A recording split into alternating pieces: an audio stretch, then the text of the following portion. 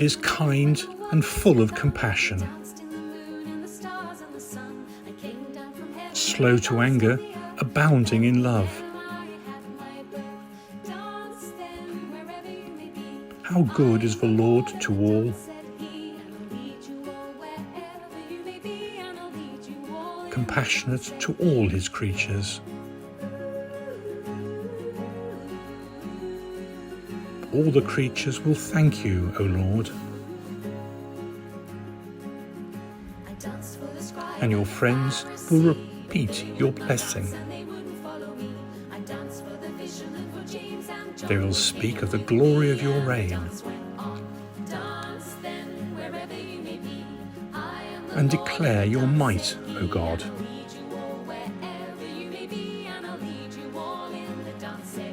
They will make known to men your mighty deeds and the glorious splendour of your reign. Yours is an everlasting kingdom. Your rule lasts from age to age.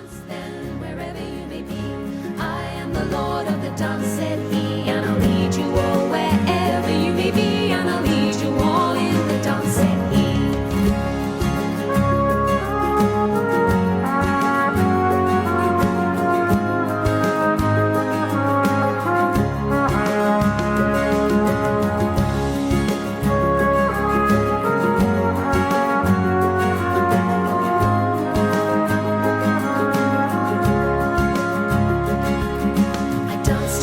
When the sky turned black, it's hard to dance with the devil on your back. They buried my body and they thought I had gone, but I am the dance and I still go on.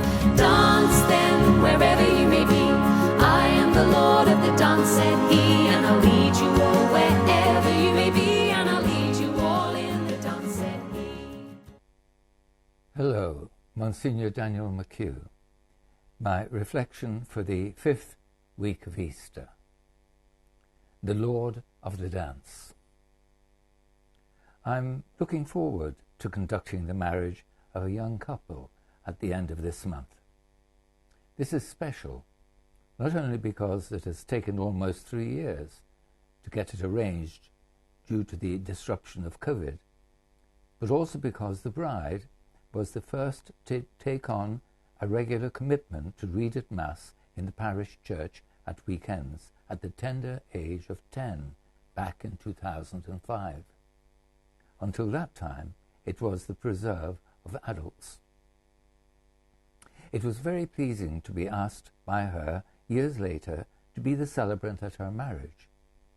The marriage preparation has been lengthy because it has been disrupted by new regulations and postponement due to COVID.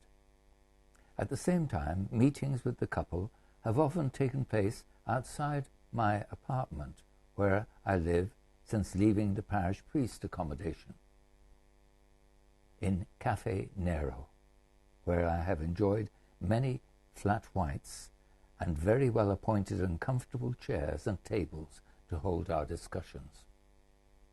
We have recently reached the stage of final preparations for the ceremony, and the booklet, brochure, has been printed. The hymns, like the readings, are the choice of the couple, though the priest looks over it before the final production. I noted the choice of the hymn, Lord of the Dance, arranged by Sidney Carter.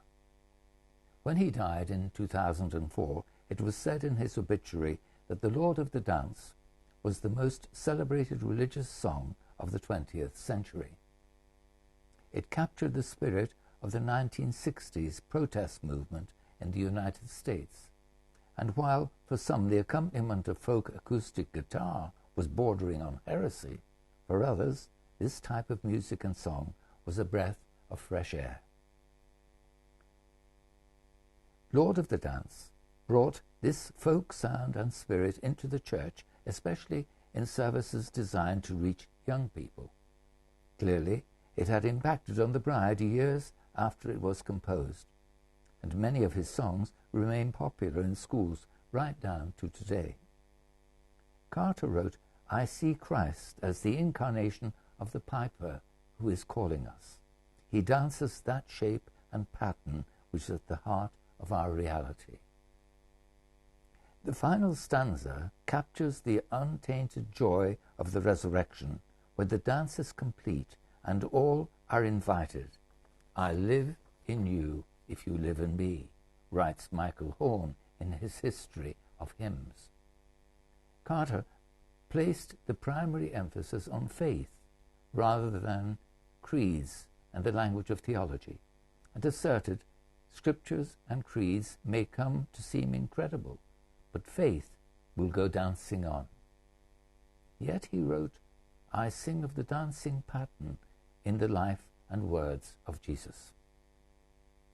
Using the term dance to describe our relationship with Christ and his mission to the world, in one sense, is not new.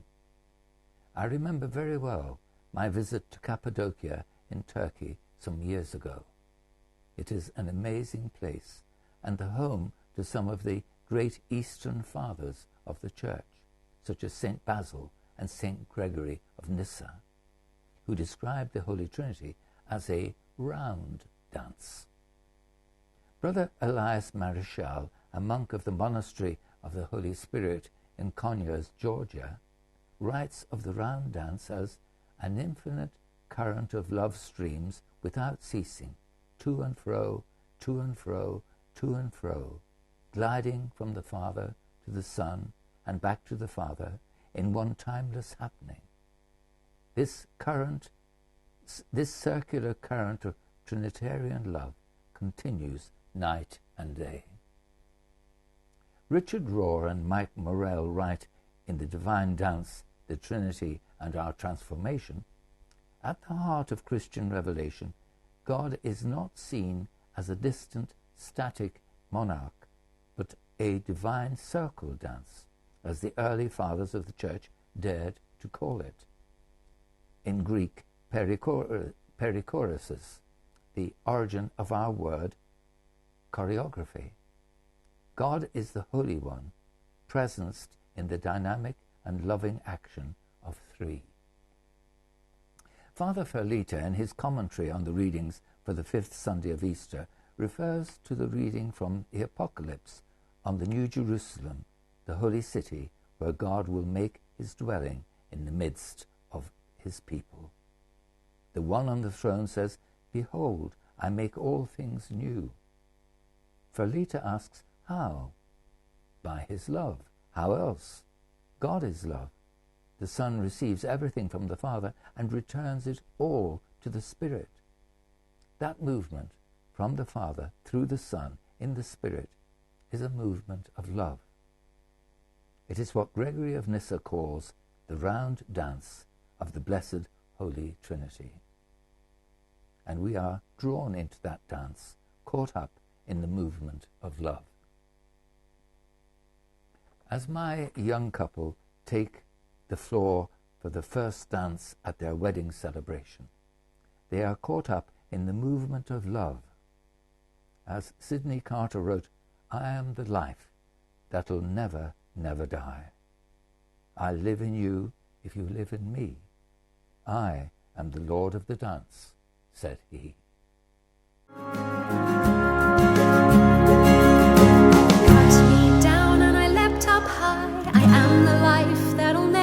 Die. I'll live in you if you live in me. I am the Lord of the dance, said he. Dance then wherever you may be.